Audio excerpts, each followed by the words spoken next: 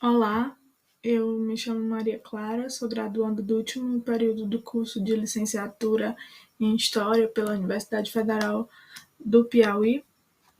e hoje eu vou apresentar a minha pesquisa, que é fruto do meu trabalho de conclusão de curso, intitulado Em Defesa da Moral e dos Bons Costumes, uma análise sobre a censura moral sofrida pela música durante a ditadura. Esse trabalho ele é orientado pela professora doutora Cláudia Cristina da Silva Fontinelles, doutora em História pela Universidade Federal de Pernambuco, professora do Departamento de História e do Programa de Pós-Graduação em História do Brasil, também da Universidade Federal do Piauí. O objetivo geral da nossa pesquisa é analisar as músicas censuradas pela ditadura por apresentarem estritamente um cunho ofensivo à moral e aos bons costumes, de acordo com a política estabelecida pelo regime civil-militar. Dentre os nossos objetivos específicos estão compreender o espaço que a música ocupava dentro dessa sociedade e perceber em que medida ela era tida como uma manifestação artística subversiva dentro desse momento, dentro desse período. Refletir sobre a construção do aparato legislativo que validava a ação dos censores e que servia para legitimar a censura às diversões públicas. E, em último, analisar os exames censórios das letras musicais que feriam esses valores morais dessa sociedade, percebendo quais os temas eram mais censurados dentro dessa moral conservadora que era defendida tanto pelo regime autoritário quanto pela sociedade civil. A nossa metodologia de análise de fontes. A gente compreende a ditadura civil-militar a partir de autores contemporâneos como Jorge Ferreira, Ângela de Castro Gomes, Carlos Fico, Daniel Arão Reis, Marcelo Ridente e diversos outros autores contemporâneos que são muito caros para os nossos estudos sobre ditadura militar no Brasil. A gente discute a música de maneira mais aprofundada e de uma forma mais teórica a partir da obra História e Música do historiador Marcos Napolitano e também do autor Adalberto Paranhos, através das produções do autor Adalberto Paranhos. As nossas fontes, que são os exames censórios das letras musicais, elas estão dispostas no Arquivo Nacional de Brasília e estão disponíveis para mim através de um drive que foi disponibilizado por uma terceira pessoa. Nesse trabalho, a gente compreende que a ditadura, chama a ditadura de civil-militar, porque a gente entende que ela foi possível também graças ao apoio de uma ampla parte da sociedade civil. Por isso, a gente escolhe nesse trabalho chamar a ditadura de civil-militar.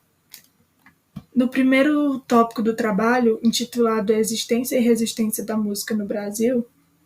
a gente procura entender como que ela foi se tornando uma manifestação artística tão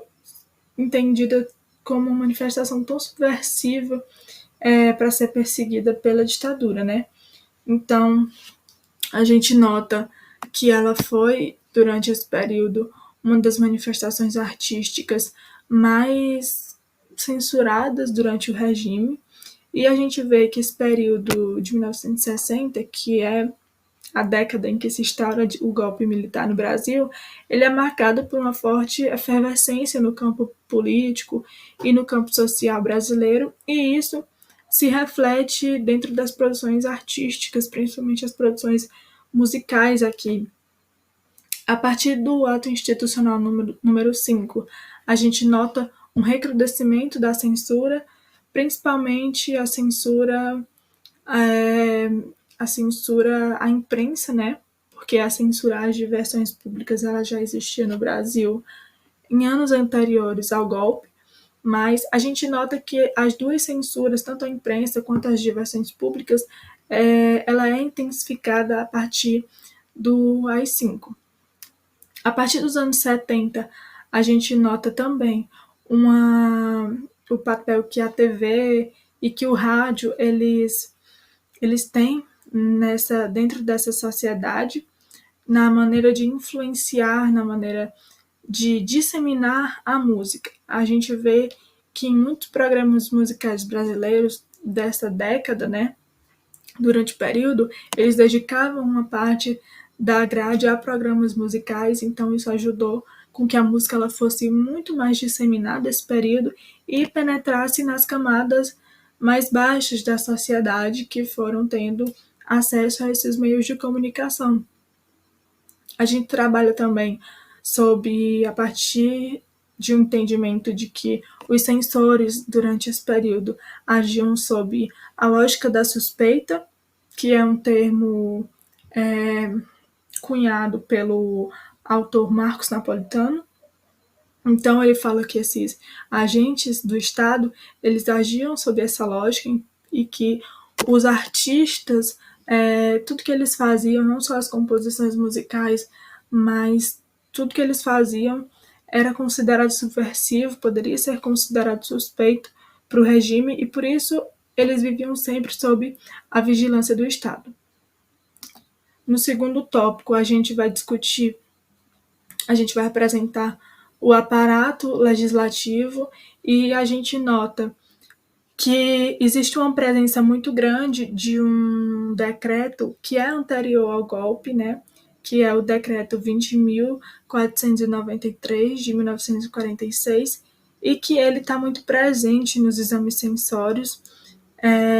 da década de 70 e 80. Na verdade, ele é o que aparece de maneira predominante nas 2 décadas que a gente analisou os exames censórios das letras. Então, a gente vê que, em grande medida, o Estado ele se valeu de uma legislação anterior ao próprio golpe de 64 para legitimar suas ações. E era com base nesse decreto que os censores se amparavam para vetar as letras das canções e para não vetar também, porque esse decreto ele falava justamente sobre as competências do Serviço de Censura de Diversões Públicas e era ele que balizava a ação dos censores em relação a isso. No último tópico, denominado entre o imoral e o subversivo, a gente analisa, propriamente dito, os exames censórios das letras musicais e, através da nossa catalogação, a gente faz um gráfico dos motivos que aparecem dentro desses exames e a gente nota que as questões relacionadas à malícia e a questões sexuais e também homossexuais são as que aparecem de maneira predominante nos vetos das canções. E também a gente observa a partir disso, né, a partir desses 2 motivos mais censurados, a gente vê que eles se correlacionam, porque em muitos casos eles estavam inseridos dentro de uma mesma canção, tanto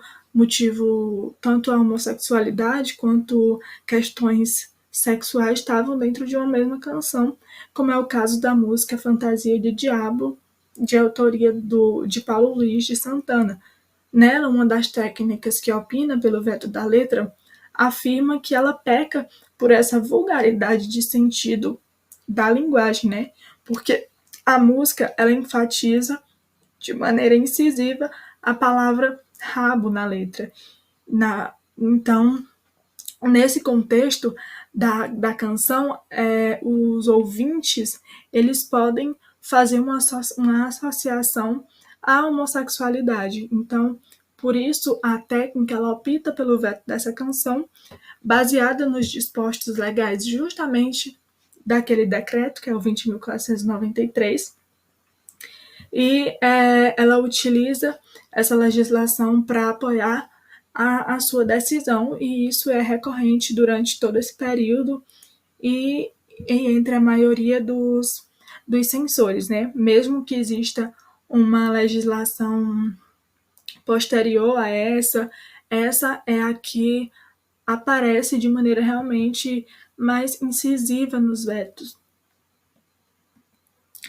Bom, como a gente já, como a gente já viu, a censura às diversões públicas, ela existe no Brasil mesmo antes de 64 e durante o período ditatorial, ela é justificada em defesa da pátria, da família, ela é uma maneira de resguardar a moralidade dessa sociedade.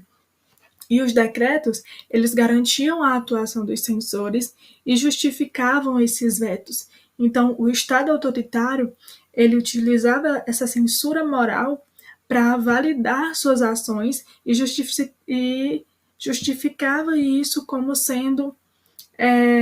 defensores dessa moralidade, como fossem resguardar essas famílias brasileiras que estavam sob essa ameaça subversiva e moral.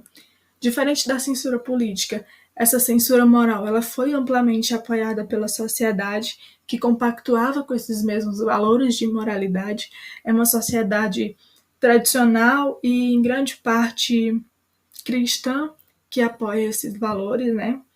E ela é utilizada pelos militares justamente nessas décadas de 70 e 80, onde o Brasil se encaminha para uma reabertura política do regime e eles utilizam isso para ganhar apoio da população, aceitação, né, nesse momento de fragilidade, visto que essa sociedade ela é altamente conservadora e ela é predominantemente cristã e compactua com esses valores de moralidade que o Estado utiliza também. Aqui são algumas das fontes que a gente utiliza como fontes legislativas, as fontes documentais e algumas das principais fontes bibliográficas que a gente utiliza no trabalho. Muito obrigada por assistir até aqui e espero ter contribuído.